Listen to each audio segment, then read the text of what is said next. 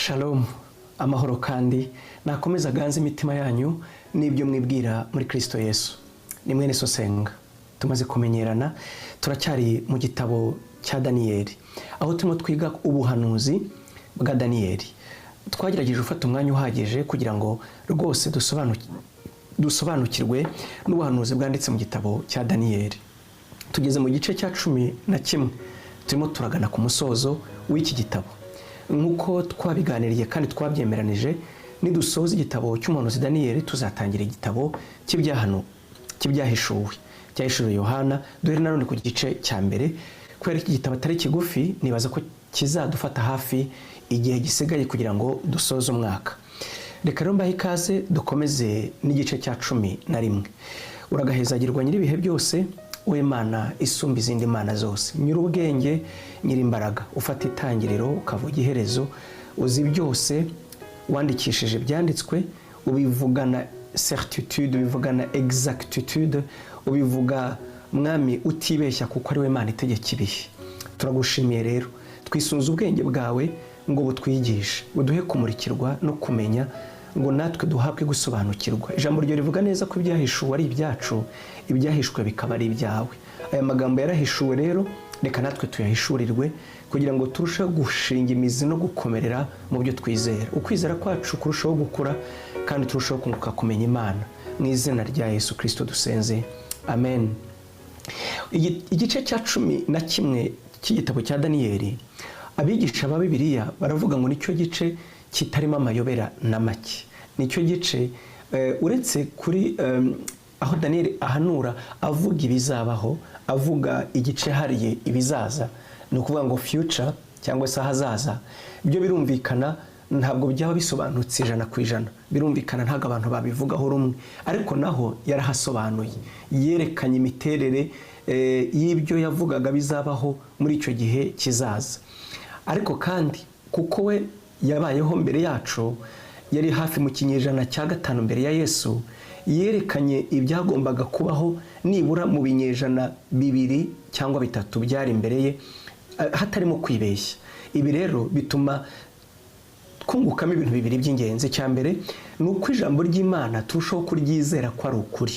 Nibyo tugiye kureba. Daniyeli yerekanye uburyo Imana koko Bibiliya ari igitabo cyo kwizera, ari igitabo cy'amasezerano. Igihe kizagira ngo twongere turebe ubwizigirwa bw'amasezerano y'Imana, ariko tubikuye gusa muri Bibiliya, ahubwo turebe n'abahanga nabo, n'abakoze ubushakashatsi, aba historien, aba anthropologue n'abandi bahanga isi yemera, uko babona ubuhanuzi bwa Bibiliya no gusohora kwabwo, ndetse n'uburyo batangajwe n'uburyo ijambo ry'Imana ritigeze ryibeshya. Ubu ndavuga abahanga. Naho abatizera bakora uko bashoboye kose ngo berekane ko igitabo cya Bibiliya ari amateka cyangwa se cyahinduwe. Nabaho urugero nk'ubuhanuzi bwa Yesaya bwavugaga ko umwami Kuro azima, Yesaya 45. Abanditsi bamwe na bamwe cyane cyane abateolojiya ariko batubaha Imana, bakorera Satani, bagiye bemeza isi ko icyo gice cyongewemo nyuma, kugira ngo abantu bahakane gusa iyo exactitude, uko kutibeshya, uko guhuza 100% kw'ibyo Yesaya yahanuye hafi imyaka 150 mbere y'uko bisohora. Ariko igitabo cya Daniyeli cyo igice cya 11 gisa n'igihinyuza cyane no kwerekana ukutibeshya kw'amasezerano y'Imana. Na marayika nicyo yamubwiye ati, noneho nje kugusobanurira neza, nta mayobera arimo, nkwereke nkubwire uko ibintu bizakurikirana bitarimo kwibeshya. Biratangaje. Nibyo rero tugiye kureba. Dore ku gice cya mbere nako ku gice cya 11 uhereye ku murongo wa mbere. Reka dusome Daniyeli igice cya 11 dore ku murongo wa mbere. Mbibutsa gusa ko iki gice gikuyemo ibice 3 by'ingenzi. Mu gihe badushakira ayo magambo gikuyemo ibice 3 by'ingenzi cyangwa 4, ariko reka mbikubere mu 3 nibyo byaba byiza. Kuva ku murongo wa mbere kugera ku murongo wa 20 hatubwira igice cya mbere. Icyo gice twagiharira ko ni igice cy'umwami Kuro kugera kuri Antiochus. Batubwira bizabaho kuva ku mwami Kuro kugera kuri Antiochus. Hanyuma igice cya kabiri bakatubwira ku murongo wa 21 kugera ku murongo wa 35 ni ibizabaho kuva kuri Antiochus. Antiochus tuvuga ni Epiphane kuko na se yitwaga Antiochus le Grand, ni ukuvuga turavuga Antiochus Epiphane. Nanone ni kuva kuri Antiochus Epiphane ukagera kuri Antichrist. Hanyuma kuva ku gice cya 30 umurongo wa 36 kugera ku murongo wa 45 baba batubwira kuva kuri Antichrist kugera kuri Armageddon.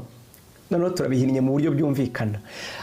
Unyemerere nibura ufate bimvuze biroroshye. Iyo twigisha ijambo ry'Imana tugerageza kurihina no kurishyira mu mirwi kugira ngo ubwonko bwacu bibworohere kurifata. Ni ukuvuga ngo bagiye kutubwira amateka arimo kutibeshya kuva ku mwami Kuro kugeza ku mwami Antiochus ariwe Epiphane. Antiochus Epiphane ufite ishusho ya Antikristo ubwe. Bibiliya iyimuvuga n'ibyo yakoreye Abisiraheli n'ibyo yakoreye mu rusengero bihura, byerekana, bireflecta, ni allusion, ni ishusho y'ibyo Antikriste azakora. Kuvuga kuva kuri Kuro kugera kuri Antiochus Epiphane, kuva ku gice cya umurongo wa mbere kugera ku murongo wa 20. Nanone kandi kuva ku murongo wa 21 kugera ku murongo wa 35 baba batubwira kuva kuri Antiochus Epiphane kugera kuri Antikriste. Kuva ku bice 36 ubwo ari bice mvuga n'umurongo kugera ku murongo wa 45 baratubwira Antichrist kugera ku ntambara iheruka yitwa intambara ya Armageddon. Reka rero dutangire dusome rero. Dusome Daniel igice cya mbere 11 umurongo wa mbere. Kandi nanjye mu mwaka wa mbere wo ku ngoma ya Dario w'Umumedi nahagurukijwe no kumufasha no kumukomeza. Nuko none ngiye kukwereka iby'ukuri. Hazima abandi bami batatu i Buperesi, ariko wa kane uzima azarusha aba batatu bose ubutunzi cyane. Namara kugwiza imbaraga kubw'ubutunzi bwe, azahagurutsa ingabo ze zose kurwanya ubwami bw'Ubugiriki. Kandi hazima umwami ukomeye uzategekesha imbaraga nyinshi agenza uko yishakiye. Namara gukomera ubwami bwe buzatagarana bugabanywemo mu birere 4 byo mu ijuru, kandi ntibuzazungurwa n'urubyaro rwe, ntibuzategekwa nk'uko yari asanzwe abutegeka, kuko ubwami bwe buzakurwaho hakazima abandi batari abe. Nuko umwami w'ikusi azakomera, ariko umwe mu batware be azamurusha amaboko, ahereko atware, kandi ubutware bwe buzakomera cyane. Nihashira imyaka bazuzura, kuko ngira ngo turasimbutsa hari umurongo wa 5. Nuko umwami w'ikusi azakomera, ariko umwe mu batware be azamurusha amaboko, ahereka atware, kandi ubutware bwe buzakomera cyane. 6. Nihashira imyaka bazuzura, kuko umukobwa w'umwami w'ikusi azasanga umwami w'ikasikasi kugira ngo abuzuze, ariko uwo mukobwa azabura imbaraga z'amaboko ye. Uwo mugabo nawe ubwe ntazahagarara ngo akomere n'amaboko ye nayo. Nuko ariko uwo mukobwa azatanganwa n'abamuzanye n'umubyeyi we n'uwamukomezaga icyo gihe. Ariko umwe mu rubyaro rwe wakomotse ku gishyitsi cye azahaguruka yima ingoma ya sekuruza, azajya mu ngabo yinjire mu bihome by'umwami w'ikasikasi, abigirire uko ashaka, yerekane imbaraga ze. Ndetse n'imana zabo azazijyanaho iminyago muri Egiputa, n'ibishushanyo biyagijwe n'ibintu byabo byiza by'ifeza n'izahabu, kandi azamara imyaka aretse umwami w'ikasikasi. Hanyuma uwo mwami w'ikasikasi azatera igihugu cy'umwami w'ikusi, maze asubire mu gihugu cye. Amen. Bukeye abana be bazateranya imitwe y'ingabo nyinshi batabare. Izo ngabo zizatera zisandare nk'umwuzure w'amazi zikwira igihugu, nizimara guhitanya zizagaruka zirwana, zihindurana igihome cy'umwami w'ikusi. Maze umwami w'ikasikasi azarakara, azasohoka arwane n'umwami w'ikasikasi. Maze umwami w'ikusi azarakara, azasohoka arwane n'umwami w'ikasikasi, azagaba ingabo nyinshi, maze ingabo z'umwami w'ikasikasi zizagaruzwe umuheto n'umwami w'ikusi. umwami w'ikusi namara kunesha izo ngabo azishyira hejuru, ariko nubwo azaba arimbuye abantu inzovu nyinshi ntazaba anesheje rwose, kuko umwami w'ikasikasi azagaruka akagaba ingabo ziruta iza mbere, kandi nihashira imyaka azazana n'ingabo nyinshi n'ibintu byinshi. Icyo gihe benshi bazahagurutswa no kurwanya umwami w'ikusi, kandi ab'inguguzi bo mu bwoko bwawe bazahaguruka kugira ngo basohoze ibyerekanywe mu nzozi, ariko bazagwa. Nuko umwami w'ikasikasi azaza atera umudugudu ugoswe n'inkike z'amabuye zikomeye, azazirundaho ikirundo cyo kuririraho ahereko utsinde. Ingabo z'umwami w'ikusi ndetse n'intore ze ntizizamushobora, ntizizagira amaboko yo kumwimira. Ahubwo uzaba ahateye azagenza nk'uko ashaka, kandi ntawe uzamuhagarara imbere. Nuko azahagarara mu gihugu gifite ubwiza, arimburize ukuboko kwe. Nyuma azagambirira kuzana n'ingabo z'igihugu cye cyose, maze azikiranure n'umwami w'ikusi. Azamushyingira umukobwa we kugira ngo azanire ubwami bw'ikusi kurimbuka, ariko imigambi ye ntizuzura, ntabwo azahindura icyo gihugu. Hanyuma y'ibyo azahindukira atere ibirwa ahindure byinshi, maze undi mutware azashyira iherezo ku gisuzuguro yabasuzuguraga, ndetse azamugarurira agasuzuguro ke. ahereko ahindukirira ibihome byo mu gihugu cye bwite, ariko azasitaragwe ye kuzaboneka ukundi. Bukeye hazahaguruka undi mu cyimbo cye uzohereza umukoresha w'ikoro mu gihugu gifite ubwiza, nawe nihashira iminsi mike azarimburwa atazize uburakari cyangwa intambara. Amen. Nk'uko nabivuze rero, ndagira ngo twongere tugaruke turebe ibi Daniyeli yahanuye uburyo bihuye rwose n'amateka. Murabizi ko tutakoresha umwanya munini, dukoresha igihe gito, hanyuma tukazongera tugakoresha indi minota mike, kuko twavuze ko nta kigomba kutwihutisha. Imana yabwiye Daniyeli, ubutaha nzasaba gusayiva, none tuzasome muri Bibiliya ijambo ry'Imana, kuko yo cyakoresheje ikinyarwanda cyoroshye. Muri iki gihe turimo nta hantu wasanga mu kinyarwanda bakoresha ijambo ikusi. Ikusi ngira ngo ni mu burasirazuba, ikasikasi ikaba mu burengerazuba. Nuko nicyo kinyarwanda dukoresha. Ntabwo bivuze ko iri ijambo ry'Imana yo yeraru atari ukuri, ahubwo ikinyarwanda bakoresheje ni iki gihe. Nkuko nagiye mbibabwira, muri Bibiliya yera nta jambo kugurisha ribamo, hose bakoresha ijambo kugura, ngo nuko agura umurima agura umurima, agurisha umurima agura umurima. Ni ukuvuga ko ikinyarwanda rero kiratugora rimwe na rimwe. Ubwo rero ubutaha tuzakoresha Bibiliya ijambo ry'Imana kugira ngo bitworohere kumva aya magambo. Daniyeli, Imana yaramubwiye, twabivuze ubushize, yuko yari yasenze yohereza marayika kugira ngo noneho imushyirireho umucyo, imusobanurire neza ibigiye kubaho. Nk'uko nabivuze, Daniyeli ubuhanuzi bwe kuva mu bice 7, kuko murabizi ko igitabo cya Daniyeli cyanditswe mu bice 2 by'ingenzi. Igice cya mbere ukagera ku gice cya 6 ni igitabo kivuga iby'amateka no gukomera kw'Imana n'ibyo yakoze, ariko byabaye mu bwami bw'i Babuloni ndetse n'ubwami bw'Abamede n'Abaperesi. Hanyuma kuva ku gice cya 7 ukageza ku gice cya 12 ni igice cyahariwe ubuhanuzi Imana yahishuriye Daniyeli. Rero kuva ku gice cya 7 Imana yatangiye guhishurira Daniyeli, ariko ubuhanuzi butangira bumeze nk'umuntu ugiye gufotora. Unyumve neza, iyo umuntu agiye gufotora agafotora muri ninkoresha amagambo atari yo muze kwihangana, kuko ntabwo ndi umuhanga mu bijyanye no gufotora. Agafata kamera ye agakuramo zoom, agafotora ibintu byose uko bingana, akabyifotora mu buryo buri wide, ku buryo ubireba uhereye iburyo ukagera iburengerazuba, nko gufotora ikibuga cyose. Hanyuma igihe mu bice 8 noneho akongeramo zoom, agakurura ibintu bimwe. Yamara gukurura ibintu bimwe muri bya bindi binini, akaba ari byo yitegereza neza. Mu bice 9 akongera akazuminga, akitegereza gusa amateka y'Abisiraheli. Noneho mu bice 10 batubwira gusenga. 11 none Imana imujyana muri detail, ni nko kuzuminga ureba video ukayitegereza neza. Nuko igice cya 11 kimeze. Noneho Imana imugira muri detail. Mu bice 8 Imana niyo yatangiye kuvuga ko ubwami bw'Abamedi buzakurwaho n'ubwami bw'Abagiriki. Icyo gice cyihariye gusa izo ntambara z'ukuntu Alexandre le Grand azaza agakuraho ubwami bw'Abamedi n'Abaperesi, hanyuma nawe akazasimburwa n'abajenerali 4 bakigabanyamo ubwami bwe.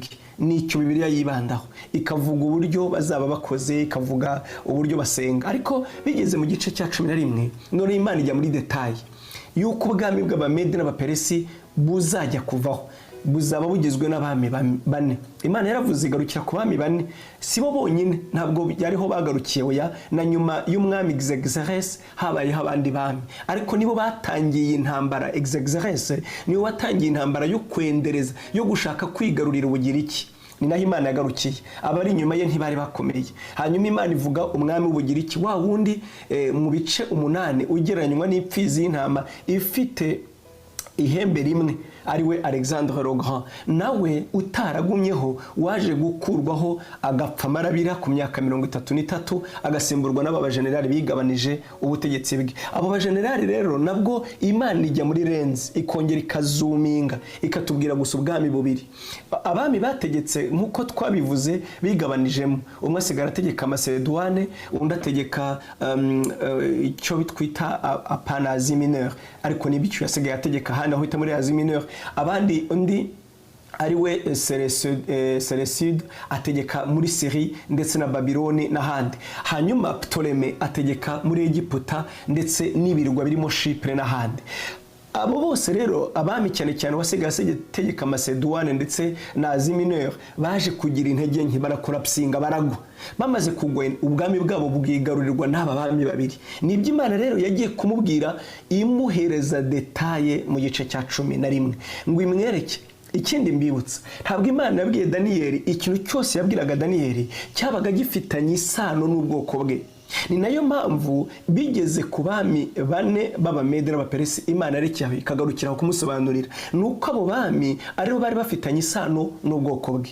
Bigeze kuri Alexandre le Grand, icyatumye Imana ivuga kuri Alexandre le Grand ndetse n'abazakurikiraho nuko Alexandre mukuru yagize uruhare mu gusenya Ubumedi n'Ubuperesi ndetse bamwe mu Bisiraheli bikabagiraho ingaruka.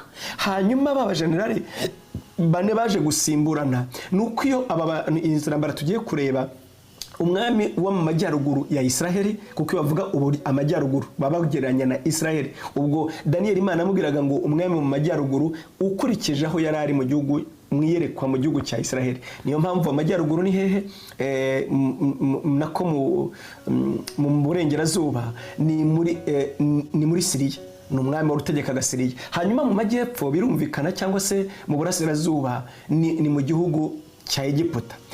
Iyo barwanaga abami bagombaga kunyura mu Israeli bajya kurwana, no kuvuga ngo byagiraga ingaruka ku bwoko bwe. Ndetse turaza no kubireba nkuko Imana bivuze ngo bamwe b'ingunguzi bo mu bwoko bwawe bazahaguruka kwijandika muri izo ntambara bibagireho ingaruka. Ngo ubwo umwami azabagarutse atsinzwe avuye kurwana n'umwami w'Ikusi, ngo azagira umujinya noneho nagira mu gihugu cyiza acyangiza. No kuvuga ngo Imana izi ntambara cyatumye izishyiramo lenzi, izishyiramo zoom ngo izereke Daniyeli ni ingaruka byari bifite ku bwoko bwe, ni implication, ni ukubona ubwoko bwe nabwo bugomba kugira uruhare muri izo ntambara cyangwa se buzakorwaho n'izo ntambara. Kubera ko ibi byari igisubizo cy'amasengesho ya Daniyeli, yasengeraga ubwoko bwe n'umurwa wera. Imana rero yagombaga kumusubiza imubwira ubwoko bwe n'umurwa wera.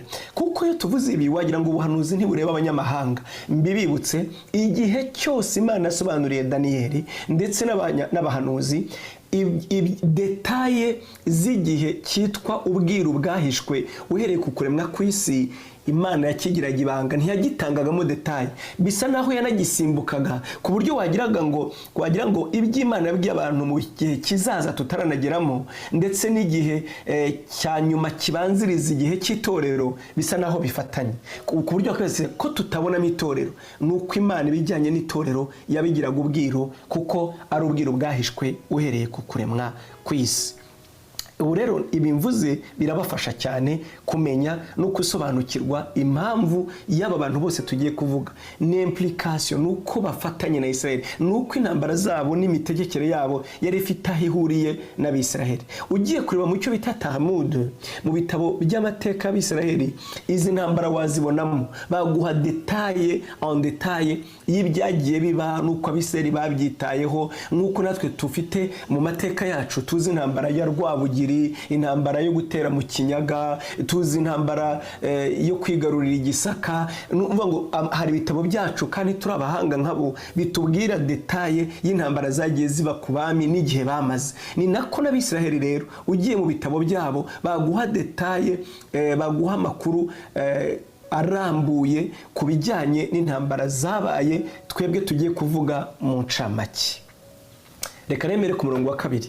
Imana ibwira Daniel ati dore rero ndagarutse kukubwira ati nureba kuri ku ngoma y'ubwami bw'Abamede n'Abaperesi, ati reka nkubwire ko hagiye kuba abami 4 gusa, hanyuma abo bami nibo bafitanye isano, nibo bazagirana implication n'ubwoko bwawe. Ati azavamo agiye kubamo, ati reka nuko rero ngiye kukwereka ibyo kuri hazima abandi bami 3 ibuperesi, ariko wa 4 uzima zarusha aba 3 bose ubutunzi cyane. Namara kugwiza imbaraga kubw'ubutunzi bwe azahagurutsa ingabo ze zose kurwanya ubwami bw'Ubugiriki. Reka nkubwira abo bami rero, nushaka wongeremo isi y'ubungu biroroshye, amateka aroroshye kuyaverifia, nta mabanga arimo. Abo bami ni abangaba Bibiliya Imana yabibwiye Daniel, hanyuma histoire, amateka, yaba amateka y'Abamede n'Abaperesi, yaba amateka ya Israheli, yaba amateka yigishwa ku ishuri, ahamya neza ko ibi Daniel yahanuye ari ukuri. Ni ukuvuga ngo abami bakurikiye, uvuye kuri icyo gihe abo bami 3 ba mbere, uwa mbere yitwaga, wakurikiye Kuru yitwa Kambisi yategetse mu mwaka wa 529 kugera muri 521, yategetse hafi imyaka 8. Hanyuma yaho hakurikirwa n'uwitwa Darius Darius Histapes cyangwa se Histape, byaterwa no kwabisoma. Mu mwaka wa 522 kugera mu mwaka wa 486. Hanyuma uwa 4 ariwe Xerxes, anawe mwami watangije intambara yo gushaka kwigarurira Uburusi, navuga ngo Ubugiriki. Yarategetse ahagana, ntabwo Bibiliya irangiza kuvuga igihe yarangirije gutegeka, kugira mu mwaka wa 480 ugakomeza. Mu by'ukuri yarategekaga.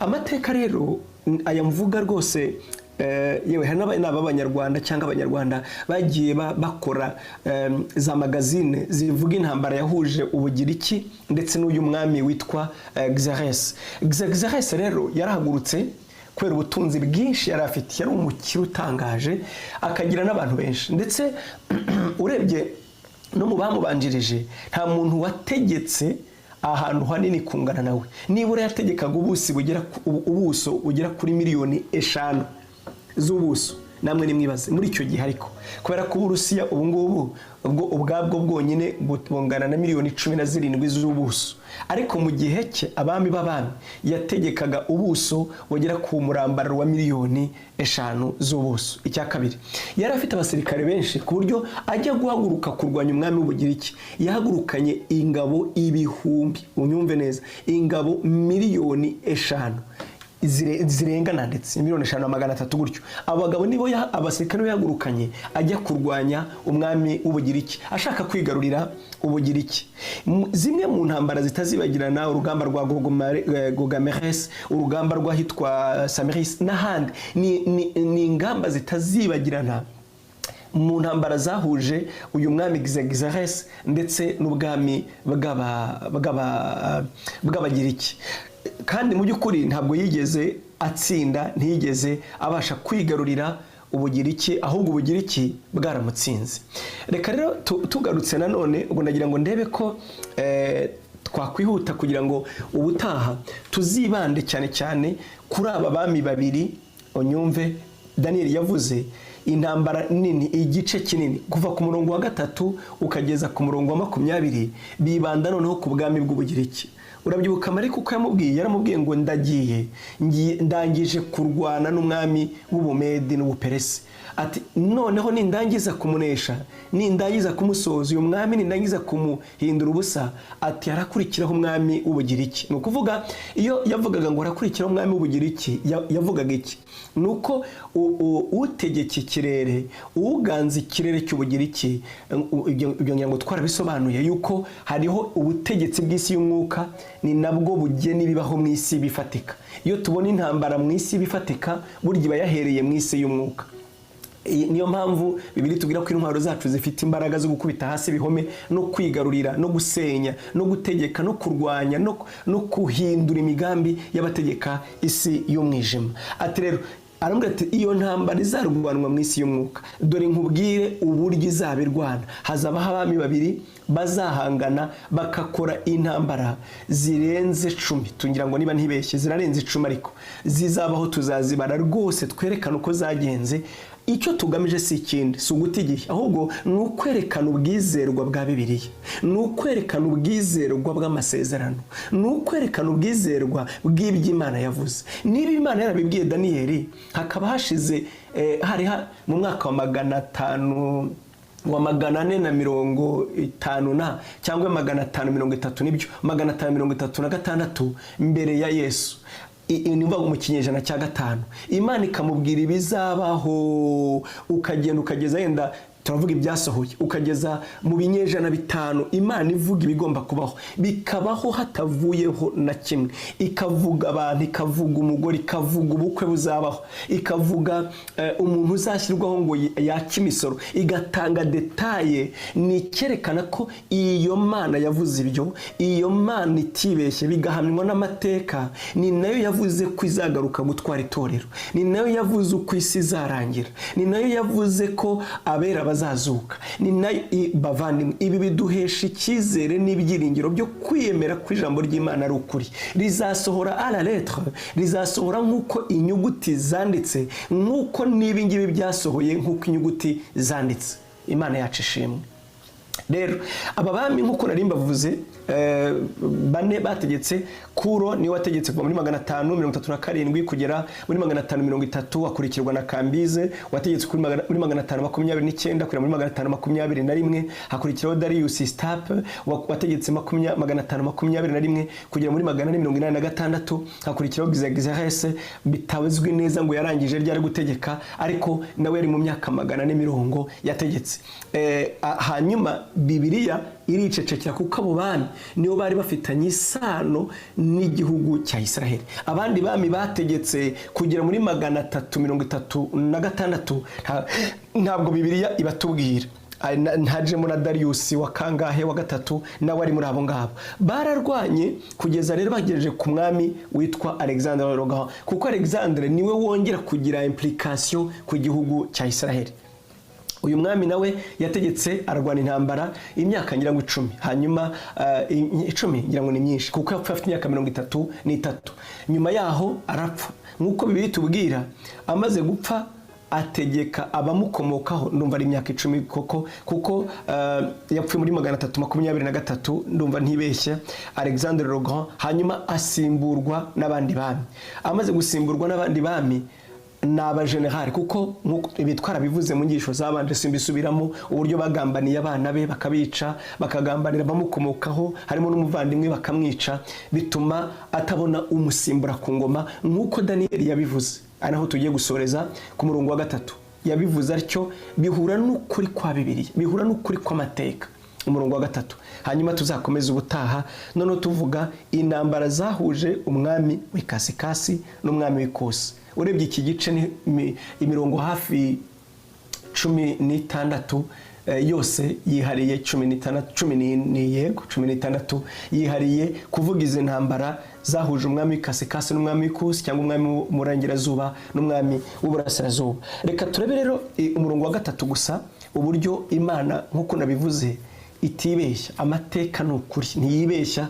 Ibi biratubwira ngo niba yaravuze ko hazabaho impanda y'Imana izavuga n'ijwi ry'amarayika ukomeye, maze abapfuye bakazuka, natwe bazaba bakiriho tukamusanganira mu kirere. bizabaho kuko iyavuze ibyo ni nayo yavuze aya mateka iyereka Daniyeli agasohora nk'uko ari 100%. Turabe nanone Daniyeli igice cya 11 umurongo wa 3 dusoreza aho ngaho. Kandi hazima umwami ukomeye uzategekesha imbaraga nyinshi agenza uko yishakiye. Umurongo wa 4 agenza uko yishakiye, namara gukora ubwami bwe, namara gukomera ubwami bwe buzatagarana bugabanywemo mu birere bine bye mu ijuru, kandi ntibuzazungurwa n'urubyaro rwe, ntibuzategekwa nk'uko yari asanzwe abutegeka, kuko ubwami bwe buzakurwaho akazima abandi bami abandi batari abe. Uwahereye mu bice 7 ibimana yari yabibwiye Daniyeli, ariko bimubwira englobar, imubwira mu buryo navuga ngo ikisi muri rusange. Yego, ibigeze mu bice 8 ibyibandaho, ivuga uyu mwami w'Abagiriki witwaga Alexandre le Grand no gukomera kwe n'uburyo azigarurira isi n'imbaraga mu rugamba rwabereye atangira gutsindwa uyu Exarchus. Mu by'ukuri yatsinzwe n'ingabo 300 barwanira urugamba ku kiraro aratsindwa. Byari bitangaje, ibaze nabo basirikare 300 undi yohereje bari bakubye inshuro zirenze 40. Abasirikare 300 banesheje ingabo za Exarchus bari bwinshi, ingabo za Exarchus zari nyinshi, inkubwe zirenga 40, inyamara atsindwa n'abasirikare 300 gusa. Uyu musore witwa Alexandre le Grand yari igitangaza. Bibiliya avuga ngo yari akomeye.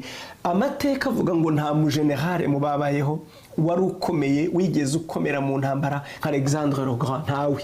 Yewe yaba mu bamubanjirije n'abamuherutse nta mu general werekanye ubuhangange mu ntambara nka Alexandre le Grand. Ngo ariko apfa marabira, bamwe bagakeka ko bamuroze, abandi bakavuga ko yishwe n'indwara, ntawe ubizi. Gusa amaze gupfa abahungu be bombi babiri barabishe, ndetse n'umuvandimwe baramwica, abura umusimbura. Ibice 7 ibice 8 ibice 11 byose bigaruka kuri uyu mugabo no ku ntambara z'Abagiriki ndetse n'Abamede n'Abaperesi. Amaze gupfa rero ngo azasimburwa, ubwami bwe buzatagarana, buzacikamo ibice, ntibuzagira imbaraga, ntibuzategekwa nk'uko yabutegekaga, ahubwo abajenerali be buri wese azashaka kugira ko yikatira. Aha rero tugarukiye niho tuzakomereza ubutaha. Byagenze bite? Intambara zagenze zite? Zahuje umwami wategekaga Syrie witwaga babitaga Antiochus, ariko witwaga ubwami bw'aba Seleucidiens, reka mbyite gutyo, Seleucide, n'ubwami bw'aba Ptolemy. Izina rya cyami ryari Ptolemy, izina rya cyami ry'abami bategekaga Syria bakomokaga kuri baba generali bana ba Seleucidiens, reka mbyite gutyo, ariko cyane cyane bakabita na Antiochus. Tuzareba rero aya mateka rwose en detail, unyumve neza, tuzayareba nk'uko Bibiliya bivuga, tugamije iki? Kubona ubwizerwa, ubudahangarwa, ukuri kw'ijambo ry'Imana.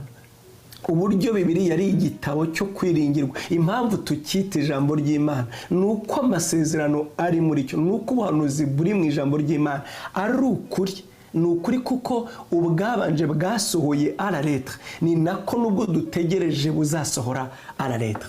Imana ibaha umugisha. Niyo bitahuza na science, niyo bitahuza na logique, niyo bitahuza na philosophie, niyo bitahuza n'abanyabwenge, ukuri kw'Imana niko kuri. Yakoresheje imvugo yoroshye ngo natwe abaswa tubyumve, ariko ntibihindura ko ijambo ry'Imana icyo cyavuze no kubisohoza bizagisohoza. Tubishingira kuki? Ko nibyabanje yabisohoje n'ibindi zabisohoza. Imana ibaha umugisha. Reka dusenge. Ndagushimiye wese w'umwami wacu Yesu, uduhe kwiringira ijambo ryawe by'ukuri, turihozeho umutima, tumenye ko yasezeranije ari yo kwizerwa no kubikora izabikora. Icyubahiro kikugarukire, natwe amahoro n'umugisha bikomeze kuba ibyacu, dushinga imizi mu ijambo ryawe. Ni mu izina rya Yesu, amen. Imana ibahe umugisha.